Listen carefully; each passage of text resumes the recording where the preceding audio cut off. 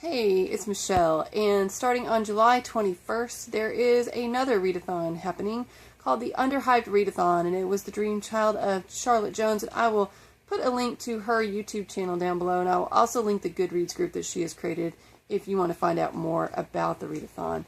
The idea behind this one is that you read books that are underhyped, and kind of a loose definition that she came up with for that is books on GoodReads that have 5,000 ratings or fewer. And so my first book on my TBR for this readathon is barely sliding in with 4,300 and some odd ratings on GoodReads, and that's All the Truth Is in Me by Julie Berry.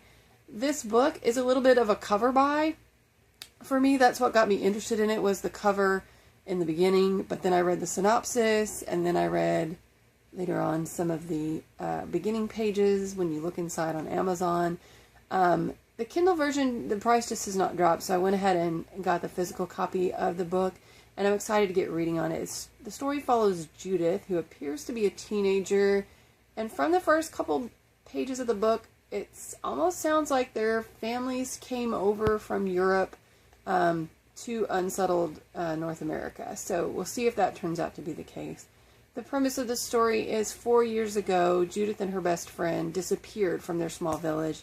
And 2 years ago, Judith came back. And now everyone kind of ignores her. She doesn't talk. Some kind of secret she's hiding or something. She's always had a crush on this guy since she was little. I think she kind of follows him around, maybe. And something's going to happen that'll challenge her whether she's going to speak up or not. So, I don't know. This one just intrigues me because there's so little known about it. And yet it seems like it has a lot of potential. So we'll see after the readathon what I thought about this. Next up by Jill Wolfson is What I Call Life, and this seems like a pretty typical foster kid story. There's an 11-year-old young lady. Her name is Cal. Her real name is Carolina Agnes London Indiana Florence Ohio Renee Naomi Ida Alabama Lavender. So you can understand why she just goes by Cal. And her eccentric mother I'm guessing, has some kind of maybe chemical imbalance or something. And she has an episode in the public library, and the police are called. Her mom is taken away, and she is sent to a foster home that is run by a lady that people just call the knitting lady. And at first, Cal just wants to escape the foster home, but then she starts to discover that maybe she has more in common with the knitting lady and the other girls that are in the foster home than she thought. So, interesting to see how this one will play out. This is the second one on my TBR. Next up, I've been looking forward to for a while. It is How to Build a House by Dana Reinhardt. I have actually read one other Dana Reinhardt story, and that was We Are the Goldens. I got that as a digital electronic copy from NetGalley before the book was released, and I absolutely adored it. Gave it 5 stars, thought it was beautifully done. So I'm really interested to read this one. In fact, I think I was approved for that galley because I had this on my TBR list. And this story basically follows a young lady whose father is divorcing her stepmother, and that is really upsetting her because she's close to her stepmother. And so I thought that was a fresh perspective on step-parenting.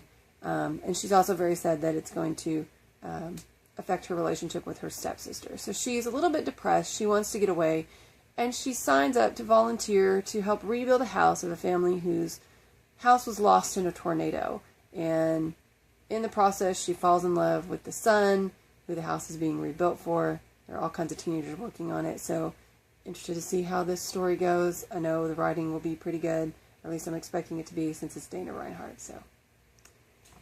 And because I have a conference during the week, and 3 of the days I will be spending many hours driving to and attending the conference, I'm hoping to get to all 3 of those, but I do have a 4th book in reserve in case I finish all of those. You never know, on the weekend I might, power read through it. This is Torn Away by Jennifer Brown, and she's the author of Hate List. And I have Hate List on my TBR, but I have not read it yet.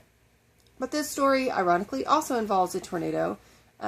This young lady, her name is Jersey Cameron, she lives in the Midwest. She knows all about tornadoes, knows what to do when one happens, but then a really bad one comes through, and afterwards She calls her mom, and there's no answer, and some other people, there's no answer. She even calls 911, and there's no answer. So it's been a horrendous tornado. Somehow she's not very affected, other than she's going to have to do some grieving, and she's going to live with relatives she's not close to at all. And says here, this is what gripped me, of course, a story of love, loss, hope, and survival. So we'll see how this one goes if I can get to it during the Under-Hyped Readathon. Thanks for watching.